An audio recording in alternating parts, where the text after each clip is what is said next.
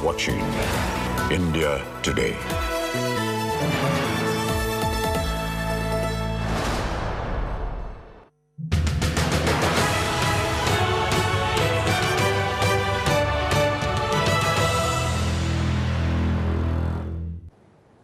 दिल्ली के बाहर आम आदमी पार्टी का विस्तार हुआ, पंजाब तक अब सरकार है आम आदमी पार्टी की, लेकिन इसके साथ ही देश की राजनीति में वार पलटवार का एक नया दौर शुरू हो गया। क्या देश की राजनीति कुछ इस तरीके से बदल रही है जिसमें अरविंद केजरीवाल अपने लिए एक अलग भूमिका भी देख रहे हैं? और क्या यह विस्तार ही कारण है कि आज एक फिल्म से लेकर तमाम कंट्रोवर्सीज में अरविंद केजरीवाल एक बार फिर घिसटने लगे? हमारे साथ हैं इस समय मैं श्वेता सिंह और मेरे साथ प्रीति चौधरी। आज अरविंद केजरीवाल से इन्हीं सवालों को उनके सामने रखकर पूछेंगे। क्या हो गया अरविंद जी? आप लोग 2016 में मैं देख रही हूं कि नील बटे सन्नाटा को आपने टैक्स फ्री किया, 2019 में आपने किया सांड की आंख, पिछले साल कर दिया 83, लेकिन कश्मीर फाइल्स से आपकी क्या आपत्ति रही कि आपने कहा कि नहीं मैं टैक्स फ्री नहीं करूंगा? मेरे लिए फिल्म इम्पोर्टेंट नहीं है। हो सकता है आपके लिए इम्पोर्टेंट है, हो सकता है बीजेपी के लिए इम्पोर्टेंट है, आप सब लोग के लिए इम्पोर्टेंट हो सकती है। कश्मीर में बहुत बड़ी त्रासदी हुई, 30-32 साल हो गए उसको। कश्मीर के पंडितों को उन्हीं के घरों से बेघर किया गया। गंदी बात है ये, इस पे कोई गर्व करने की बात नहीं है। हमारे हाथ में जितना भी था हमने उतना किया कि दिल्ली में कुछ कश्मीरी पंडित जो आए थे उनको उन्होंने दिल्ली में 1993 में कॉन्ट्रैक्ट टीचर्स की नौकरी की। तब से लेके आज तक वो कच्चे टीचर्स बन के रह रहे थे। उन कच्चे टीचर्स को बीच में दिल्ली में कांग्रेस की सरकार भी आई, बीजेपी की सरकार भी आई, किसी ने पक्का नहीं किया। हमने आके उनको पक्का किया। हमने, आपको तो पता भी नहीं होगा ये, एक मिनट, मैं ढिंढोरा नहीं पीटता अपने काम का। उनके दर्द के ऊपर मैं राजनीति नहीं करता। उनको हमने पक्का किया, रेट्रोस्पेक्टिव इफेक्ट से पक्का किया। और वो लोग, तो केंद्र सरकार की जिम्मेदारी है कि उस पर राजनीति करने के बजाय, उस पर फिल्में बना के पैसे कमाने की बजाय उनका पुनर्वास किया जाए और सारे लोग मिलके करें। इसमें राजनीति नहीं होनी चाहिए, सारी पार्टियां, सारी सरकारें मिलके उनका पुनर्वास करते हैं। अरविंद जी, फिल्म की बात करते हैं। क्या अरविंद केजरीवाल को लगता है कश्मीर फाइल्स प्रोपेगेंडा फिल्म है? मेरे को फिल्म के बारे में मेरे को कोई लेना देना ही नहीं है। देखी आपने? मैंने नहीं देखी, लेकिन मेरा कहना है कि इस वक्त कश्मीरी पंडितों को फिल्म नहीं चाहिए, पुनर्वास चाहिए। आइए मिलके, मैं हाथ बढ़ा रहा हूँ, आइए मिलके उनका पुनर्वास करते हैं, उनकी ज़िंदगी को बेहतर करते हैं, उनके अंदर जो टीस है अन्याय की उसको निकालते हैं। पर अरविंद जी, जो हुआ, जो दिल्ली असेंबली में हुआ, आपने जो स्टेटमेंट दिया था दिल्ली असेंबली में, बीजेपी कह रही है कि आपने मजाक उड़ाया। आप हंसे, जो पीछे आपके लोग बैठे थे वो हंसे कि आपने, हमें तो बीजेपी पे हंसी आ रही थी। बीजेपी नौटंकी कर रही है। पूरे दिल्ली देश के अंदर बीजेपी इस टाइम उनका पुनर्वास करने की बजाय जाके पिक्चर के पोस्टर चिपका रहे हैं, उनके सारे ऊपर से नीचे तक सारे कार्यकर्ता। ये काम है बीजेपी का, ये करने आए थे राजनीति, ये राजनीति करने आए थे। अंदर ही अंदर बीजेपी वाले भी दुखी हैं जिस तरह से उनका नेतृत्व उन लोगों का इस्तेमाल कर रहा है। बीजेपी वाले भी नहीं चाहते। कश्मीरी एक्टिविस्ट कह रहे हैं, कश्मीरी पंडित कह रहे हैं कि आप उन पे हंसे हैं। हाँ, कोई नहीं कह रहा, बीजेपी कह रही है। मैं दो चीज़ें यहाँ पर रखना चाहती हूँ। एक तो जो आपने जो टीचर्स के यहाँ पर बात की है, वो तो हाईकोर्ट का भी ऑर्डर था। हमने हाईकोर्ट में जाके तुरंत हाँ कही थी। हाँ, लेकिन ऑर्डर तो हाईकोर्ट का, कुछ टेक्निकल इशू था, हमने वहाँ पे उसको अपोज नहीं किया था। टेक्निकल इशू था, कोर्ट में गए जाके हमने तुरंत कहा हम करेंगे। मतलब जैसे कई इश्यूज होते हैं जिसमें अफसर जो है वो कहता है जी अगर कोर्ट से ऑर्डर आ जाए तो हम तुरंत कर सकते हैं। 20 साल रेट्रोस्पेक्टिव इफेक्ट से कोई भी 20 क्या 25 साल बाद रेट्रोस्पेक्टिव इफेक्ट से कोई भी देने को तैयार नहीं था। कोर्ट में मामले को ले तुरंत कोर्ट में हमने कहा जी हम करने को तैयार हैं।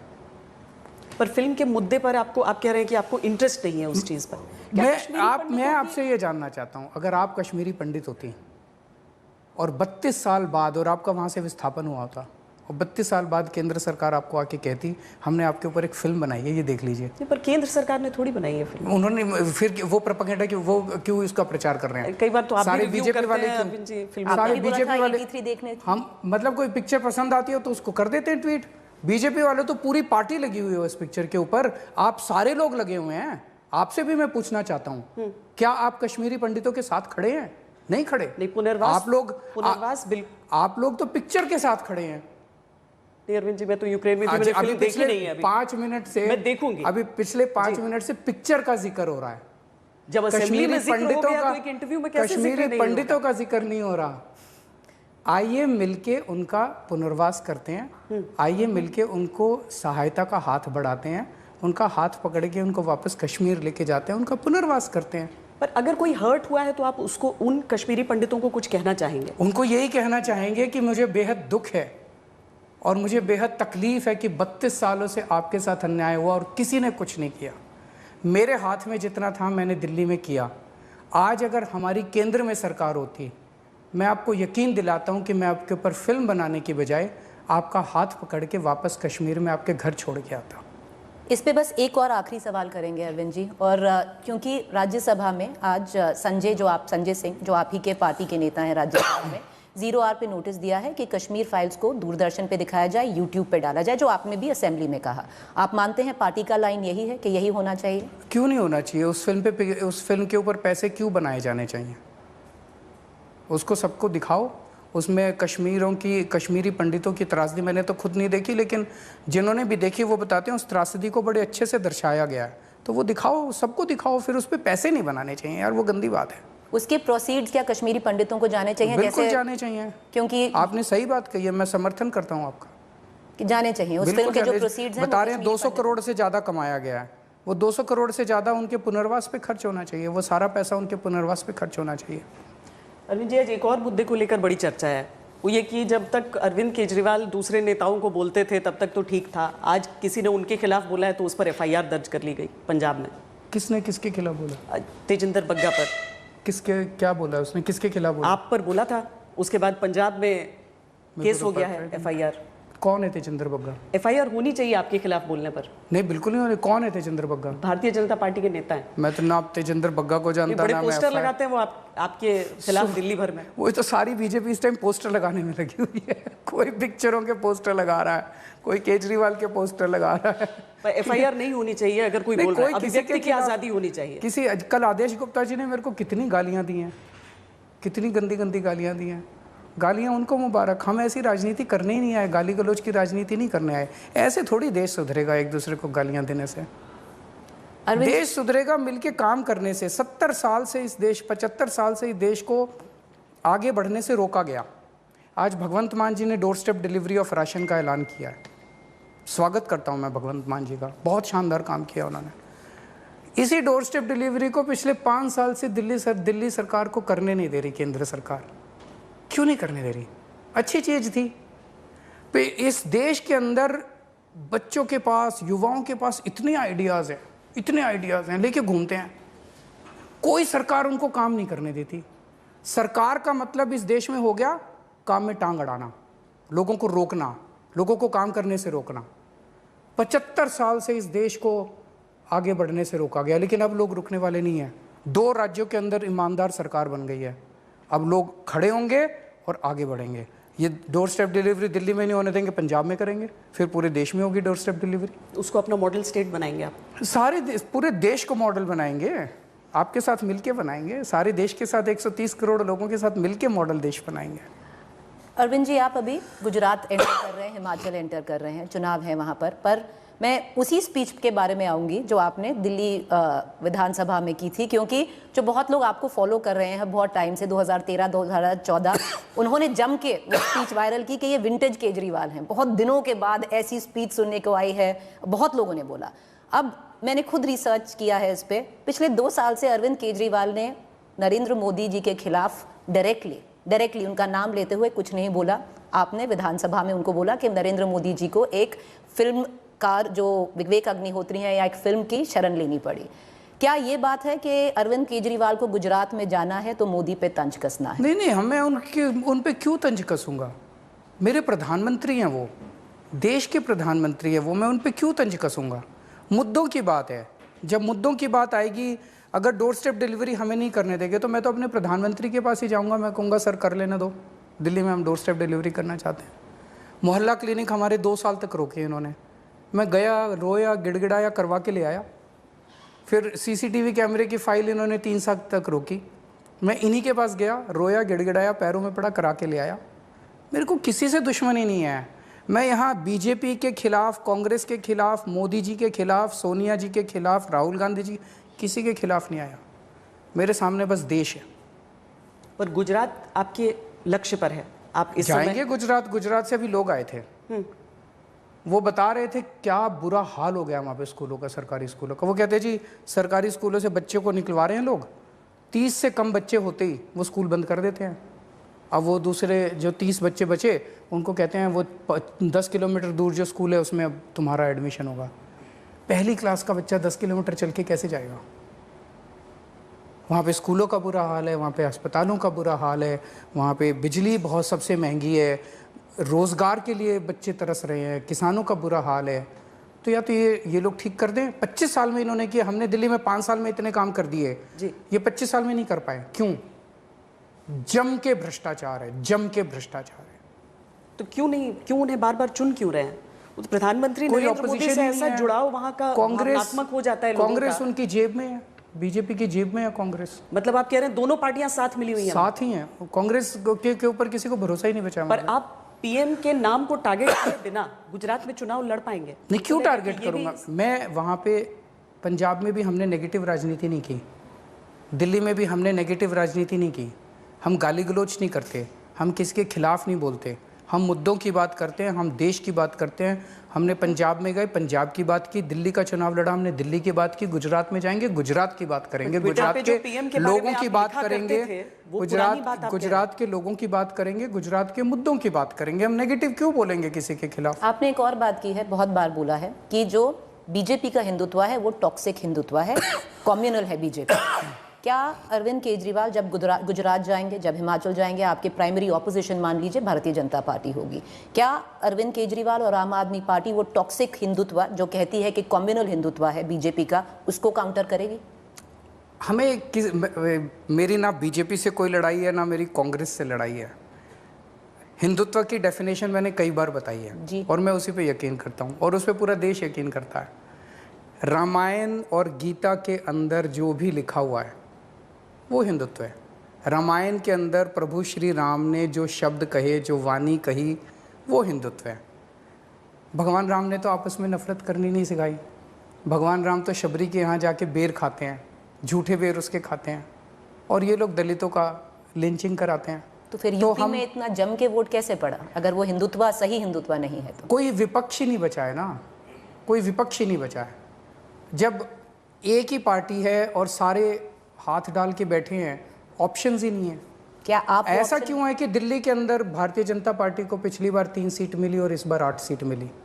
जम के मेरे को गालियां दी इन्होंने, आज भी खूब गालियां दी हैं, मैंने तो जवाब भी नहीं दिया उसका, तो 2 गालियां। इससे मैं एक सवाल और पूछूंगी अरविंद जी, क्या आप वो ऑप्शन बनना चाहते हैं? क्योंकि जो पिछला इंटरव्यू था उसमें मैंने आपसे एक सवाल पूछा था कि नेशनल स्टेज पे श्वेता और मैंने पूछा था अरविंद केजरीवाल अपने आप को कहाँ देखते हैं, आपने हाथ जोड़ के कहा था कि देखिए मैं बहुत छोटा प्लेयर हूँ। तो क्या अब जनता डिसाइड करेगी कि नेशनल प्लेयर पे कांग्रेस होगी, आम आदमी पार्टी होगी, टीएमसी ममता बनर्जी होंगे या मोदी होगी, या आप अभी भी कहेंगे कि आप बहुत छोटे प्लेयर? मैं अभी भी बहुत छोटा हूँ, इस देश का एक आम आदमी हूँ और इस देश के आम आदमी के जो मुद्दे हैं वही मेरे मुद्दे हैं। इस देश का आम आदमी क्या चाहता है? अपने बच्चों के लिए एक रोज़गार मिल जाए, अपने लिए एक रोज़गार मिल जाए कि बच्चों का पेट पाल लूँ। आज देश के पास रोज़गार नहीं है, केवल हमारी पार्टी है जो रोज़गार की बात करती है। तो क्या आपकी आज पार्टी कल जो असेंबली के अंदर हमने बजट पेश किया, हमने कहा 5 साल के अंदर 20 लाख रोज़गार देंगे। ये चुनावी भाषण नहीं था, असेंबली के अंदर बजट के अंदर स्पेसिफिक स्कीम्स थी कि 20 लाख रोज़गार कैसे देंगे। वो मैं क्यों बोल रहा हूँ? क्योंकि मैं एक आम आदमी का दर्द समझता हूँ यार। लोगों की नौकरियां चली गई हैं, लोगों के घर में खाने को नहीं है। मैं ये समझता हूँ कि उसको अपने बच्चों के लिए अच्छी शिक्षा चाहिए, उसको घर में कोई बीमार हो जाए अच्छा स्वास्थ्य चाहिए। ये सब चीज़ें हम मुहैया करा रहे हैं, ये सब चीज़ें देंगे। मेरे को इन नेताओं की राजनीति, इस राजनीति ने और इन नेताओं की गंदी राजनीति ने इस देश को 75 साल पीछे कर दिया। पर हम 2024 पे जा रहे हैं अरविंद, आप भी वो चुनाव लड़ेंगे, आप हर स्टेट में जा रहे हैं। तो क्या आम आदमी पार्टी जो वोटर है अपने आप को एक वायबल ऑप्शन मानती है नेशनल स्टेज पे या नहीं? देखिए, जैसा देश के अंदर अब लोग एक बदलाव देख रहे हैं, बदलाव चाहते हैं। 2 स्टेट्स के अंदर एक ईमानदार पार्टी आ चुकी है। मेरे सामने है राष्ट्र को खड़ा करने का अभी तक हम भी ये सोचते थे जब तक हम राजनीति में नहीं आए थे कि यार ये इतने सालों से ख़राब है देश, इतने सालों से इन्होंने स्कूल भी ख़राब है, अस्पताल भी ख़राब है, ये मुश्किल ही होता होगा बहुत ज़्यादा जो ये कर नहीं पा रहे। सारी पार्टियां लगी हुई हैं, कांग्रेस की भी आ चुकी सरकार, बीजेपी की भी आ चुकी। अब हमने आके देखा यार 5 साल में ही हो गया, तो हो तो सकता है इन्होंने जानबूझ के ख़राब करा, पैसे खाए, लूटा देश को, तो या तो ये सुधर जाएं और नहीं तो फिर पूरा देश जो है इनको बदल देगा, इनको सुधार देगा। अच्छा, सवाल तो मेरे सामने देश है, 130 करोड़ लोगों का कोलिशन बनाएंगे। मेरे को ये नेशनल कोलिशन, इन पार्टियों के कोलिशन को में मेरा कोई इंटरेस्ट नहीं है। 130 करोड़ लोगों का कोलिशन बनाएंगे जिसमें सारे देश के डॉक्टर होंगे, इंजीनियर होंगे, किसान होंगे, इंडस्ट्रियलिस्ट होंगे, व्यापारी होंगे, इन सब का कोलिशन बना के देश को आगे बढ़ाएंगे। तो उसमें एक बहुत अहम पड़ाव हो जाएगा रोजगार का। रोजगार को लेकर आपको बीजेपी लगातार घेरने के लिए लगी हुई है और कह रही है कि अरविंद केजरीवाल जवाब नहीं दे रहे हैं कि वो 12 लाख लोग कौन हैं जिन्हें नौकरी दी गई है। वेबसाइट पे है 101 लाख तरफ से आंकड़ा है कि आरटीआई के अनुसार सिर्फ 3,246 लोगों को नौकरी मिली है। बीजेपी के ऊपर आप ज्यादा ध्यान मत दिया करो, बीजेपी यूं ही बोलती रहती है। आप बीजेपी के ज्यादा प्रश्नों के तरफ ध्यान देते हैं। 5 राज्यों में से कितनी राज्य बीजेपी ने ले लिए, तो सवाल तो उनके आएंगे। देखिए अरविंद, एक मिनट, जनता दिल्ली में हमसे खुश है इतनी ज्यादा, इसीलिए 70 में से 62 सीट दे दी। अब पिछली बार 67 सीट दे दी, तो रोजगार दे ही रहे होंगे तभी दे रही है। और बिजली में आप कह रहे हैं कि ऐसा नहीं हो रहा, विकल्प नहीं है, इसीलिए हो सकता है दिल्ली में विकल्प नहीं हो रहा हो।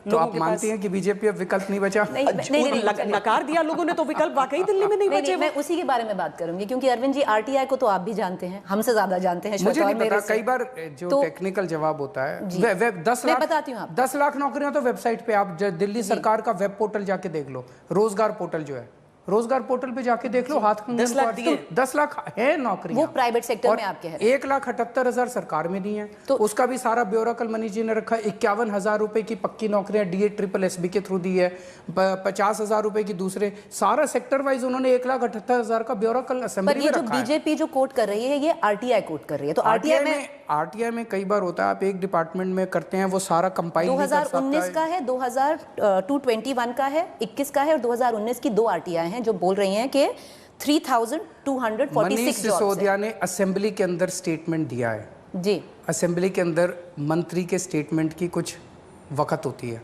वो झूठ नहीं दिया जाता, वो एक जेन्युइन डेटा होता है, वो भी सरकार से आता है, नीचे से आता है डेटा। जो बजट स्पीच है वो नीचे से ही आती है सारी, सारे अफसरों की पूरे राज्य की कंपाइल होकर आती है। तो आप इतना ज़्यादा बीजेपी पे भरोसा मत किया कीजिए। आरटीआई में कुछ गड़बड़ होगी, पता नहीं, मैंने तो देखी नहीं क्या आरटीआई भी क्या क्या पता नहीं, सच बोलते हैं झूठ बोलते हैं। अच्छा, ये बताइए कि अब तो पंजाब जीत लिया आपने, दिल्ली के पोल्यूशन की समस्या सुलझ जाएगी? अब कोशिश करेंगे, उसके ऊपर बातचीत चल रही है और समाधान निकालने की कोशिश कर रहे हैं। मैं समझता हूँ कि जल्द कुछ ना कुछ करेंगे, क्योंकि यही से मैं सहमत हूँ आपसे, मैं सहमत हूँ, मैं अपनी जिम्मेदारी से भाग नहीं रहा हूँ। हम दोनों सरकारें मिलके इसके ऊपर काम कर रहे हैं और फौरन शुरू हो गया, यानी कि हम इस साल में ही काम शुरू हो गया। मैं उम्मीद करता हूं कि इस साल भी अच्छे रिजल्ट्स आने चाहिए और मे भी अगले साल तक तो काफी सुधार। तो अरविंद केजरीवाल जो दिल्ली के सीएम है, भगवंत मान जो पंजाब के सीएम है, दोनों अपना पक्ष कैसे रखेंगे जब पराली का मुद्दा आता है? हम काम करेंगे ना। अब क्यों ये शुभ बोलिए, आप कहिए कि भगवान से प्रार्थना है कि सॉल्व हो जाएगी। कोई एक्शन प्लान है अभी? जल्दी अनाउंस करने वाले हैं। हाँ। तो आपका भी उसी तरीके का प्लान, यानी कि एक तरफ कांग्रेस को क्रिटिसाइज इस बात के लिए किया जाता है कि एक जगह हार जाते हैं अगर, तो उसके बाद वो छोड़ देते हैं पूरी तरीके से, लेकिन अरविंद केजरीवाल सीधे गुजरात पर निशाना लेकर वो वहाँ पर जाना शुरू करने वाले हैं, यानी काम और चुनावी काम दोनों साथ साथ चलेगा? बिल्कुल चलेगा, लेकिन फिर भी अपने आप को आप वही छोटा आदमी कहेंगे कि नहीं, मैं अभी वर्सेस के विकल्प में नहीं हूँ?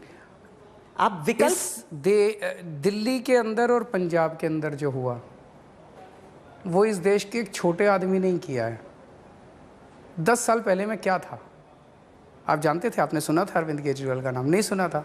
एक आम आदमी हूँ, एक आम आदमी पे जनता ने भरोसा किया और चूंकि मैं एक आम आदमी हूँ, लोगों की समस्याओं को समझता हूँ, इसीलिए लोगों की समस्याओं के ऊपर काम किया। 75 साल के अंदर आप तो इतने अच्छे पत्रकार हैं, इतने सीनियर पत्रकार हैं, मेरे को बता दीजिए एक चुनाव के अंदर एक भी पार्टी ने कभी ये कहा हो कि तुम्हारे स्कूल बनवाऊंगा इसलिए वोट दे दो? कभी कहा है? तुम्हारे अस्पताल बनवाऊंगा इसलिए वोट दे दो? या ये कहो दिल्ली में स्कूल अस्पताल अच्छे कर दिए, आके देखो। पंजाब के अंदर मैंने जाके कहा था कि दिल्ली में किसी को भी फ़ोन कर लेना, केजरीवाल कैसा काम कर रहा है, और अगर वो कह दे अच्छा काम नहीं कर रहा तो वोट मत देना। कोई कह सकता है ऐसे? अच्छा, ये सुनिए सुनिए सुनिए, ये बदलाव इस देश का आम आदमी कर सकता है, नेता नहीं कर सकते। नेताओं ने बर्बाद कर दिया देश को, इन पार्टियों ने बर्बाद कर दिया देश को, लूट लिया देश को, आगे नहीं बढ़ने दिया देश को, रोका है इस देश को। अब नहीं रुकेगा देश, अब आम आदमी ने बागडोर संभाल ली है। जो चंडीगढ़ वाले मुद्दे को लेकर आप लोग नाराज क्यों हो रहे हैं कि केंद्रीय कर्मचारी उन्हें, जो मुझे बताया गया है कि शायद 60% एम्प्लॉयज़ जो हैं चंडीगढ़ के वो पंजाब सरकार से आते हैं, 40% हरियाणा सरकार से आते हैं। उनके ऊपर पंजाब सरकार के ही नियम कायदे लागू होते हैं। अब ये केंद्र सरकार ने कल पता नहीं क्यों घोषणा किया कि उसके ऊपर ये लागू होगा, केंद्र सरकार के कायदे लागू होंगे। आपको लगता है वो कंट्रोल कर लेंगे इसके जरिए? मतलब क्या ज़रूरत है इसकी? 0 सीट पाने के बाद आप पंजाब में हस्तक्षेप करने की क्या आपकी मॉरल अथॉरिटी है? वो कह रहे हैं यूनियन टेरिटरी है। हाँ, तो यूनियन टेरिटरी है तो इसका मतलब किसी की बपौती थोड़ी है यार, हमारे देश की है। यूनियन टेरिटरी है तो बीजेपी की है, ये क्या बात हुई? हमारे देश की है यार, हम हैं इस देश के लोग। केंद्र शासित तो क्या हुआ? केंद्र हमारा है, इस देश के लोगों का है, किसी की बपौती थोड़ी है। वो कह देते हैं हमारे पास पावर है। अरे पावर तुमको देश की सेवा करने के लिए दी गई है, अहंकार करके देश के लोगों को लूटने के लिए और उन पे अत्याचार करने के लिए नहीं दी गई। कोई लॉजिक तो होगा कुछ भी करने का। दिल्ली में चुनाव टाल दिए इन लोगों ने, पावर है जी हमारे पास। अरे ये क्या पावर हो गई यार? आज भी कूड़े के पहाड़ में आग लगी पड़ी है वहां पे, कौन वो रोहिणी के पास जो पहाड़ है, वो आग लगी पड़ी है वहां पे कूड़े के पहाड़ पे। पूरी दिल्ली को कूड़ा कूड़ा कर दिया और चुनाव नहीं करा रहे। हमारे पास पावर है। अरे ये अहंकार से, अहंकार रावण का नहीं चला था, तुम्हारा अहंकार कब चलेगा? तो एमसीडी का चुनाव क्यों नहीं कराते ये लोग, बताओ? क्यों नहीं कराते चुनाव? एमसीडी का चुनाव अभी नहीं होगा, पर गुजरात का सुनने में आया जल्दी हो जाएगा। क्यों सुनने में आ रहा है? पूछो उनसे क्यों कर रहे हैं ऐसे। गुजरात में जल्दी कराएंगे, दिल्ली में कराएंगे नहीं, ये क्या है? पंजाब बपौती बना रखी है देश की, ना कायदे मानेंगे, ना कानून मानेंगे, ना संविधान मानेंगे। पावर है हमारे पास। अरे ये अहंकार ठीक नहीं है यार। अहंकार, जनता से डरो, भगवान से डरो, ऊपर वाले से डरो। ऊपर वाला देख रहा है, किसी की नहीं चलती उसके सामने। पंजाब की बात करेंगे अरविंद जी। जो हमारे कॉलीग्स हैं पंजाब में, पत्रकार हैं, सब एक ही सवाल आ रहा है। देखिए, भगवंत मान जी कब तक मन की बात करेंगे? इंटरव्यू कब मिलेगा उनका? क्योंकि हर दिन एक उनका वीडियो आ जाता है, एक उनका मैसेज आ जाता है, पर क्वेश्चन नहीं ले रहे हैं। तो ये भी क्या मोदी मॉडल हम फॉलो कर रहे हैं अभी हर स्टेट में? मैं तो उनके इंटरव्यू फिक्स करता नहीं हूँ। मतलब आपकी तरफ से मना नहीं किया गया? आपकी तरफ से मनाही तो नहीं है कि मोटर माउथ है, कुछ भी बोल सकते हैं? मैं उनको क्यों मना करूंगा? मैं आपको दे रहा हूँ ना इंटरव्यू, वो भी देंगे। काम कर रहे हैं यार, अभी 10 दिन हुए हैं। 10 दिन में आपको आगे पहले इंटरव्यू दो। 10 दिन हुए, उनको काम तो कर लेने दो। और इस टाइम पंजाब में आप जाना, एक राउंड और मार के आना। आप पंजाब के टाइम में भी गए थे आप चुनाव, इतना शानदार माहौल है। भगवंत मान ने जो 10 दिन में निर्णय लिए हैं, इतने बड़े बड़े निर्णय, जनता बहुत खुश है। इतनी पॉजिटिविटी है पूरे पंजाब के अंदर। जनता कह रही है ऐसी सरकार नहीं देखी हमने। अभी 10 और दिन में ये 10, 15, 20 साल से पंजाब के अंदर इतना डिप्रेशन का माहौल था इन दोनों पार्टियों की वजह से। इतना डिप्रेशन का माहौल था कि ऐसे लगता था कि जनता को लगता है कोई उम्मीद ही नहीं बची। बिल्कुल 10 दिन में, आप पूछ रहे हैं केवल 10 दिन में। पंजाब के किसी दफ्तर में आप अपना एक कैमरा टीम भेजना, किसी भी दफ्तर में, और कोई काम कराने की कोशिश करना। बिना पैसे के काम होता है आज। करप्शन कम नहीं हुई है, करप्शन ख़त्म हो गई है। भेज के देखो। एक मैंने भेजे खूब सारे वॉलंटियर्स इधर उधर। मैंने कहा जरा पता करके आओ, रजिस्ट्रार के, तहसीलदार के दफ्तर में घूम के आओ जरा। सबके काम बिना पैसे के हो रहे हैं। कुछ तहसीलदारों की मीटिंग हुई अभी थोड़े दिन पहले, परसों या तरसों। उन्होंने कहा भाई अब देखो सारे, ना तो ऊपर देना पैसा और ना नीचे किसी से लेना। बोला अब कोई ज़रूरत नहीं है ऊपर पैसा पहुँचाने की। क्यों? क्योंकि भगवंत मान पैसे नहीं खाता, केजरीवाल पैसे नहीं खाता, उनके मंत्री पैसे नहीं खाते, तो पैसा ऊपर जाना बंद हो गया।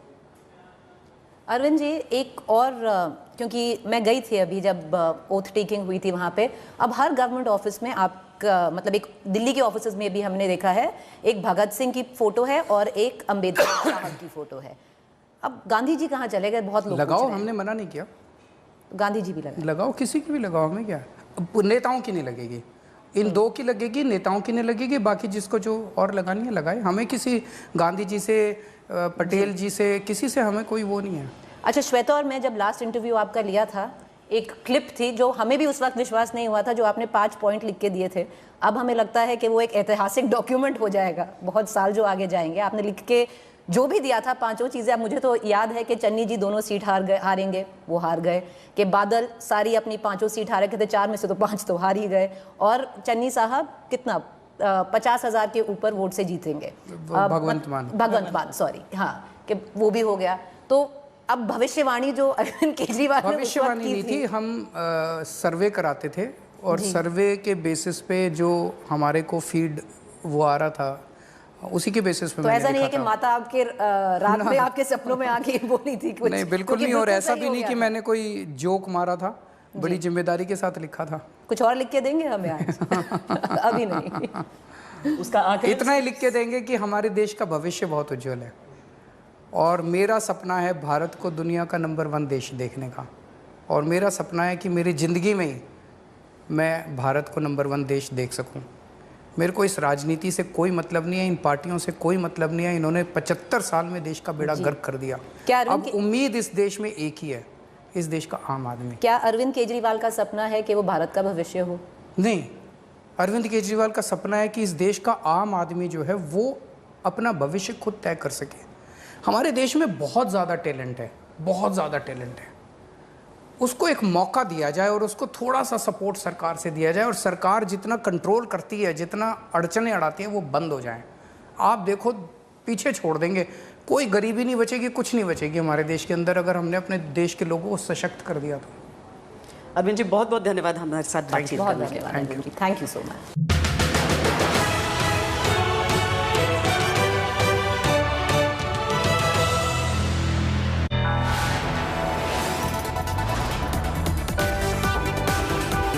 You are watching India Today.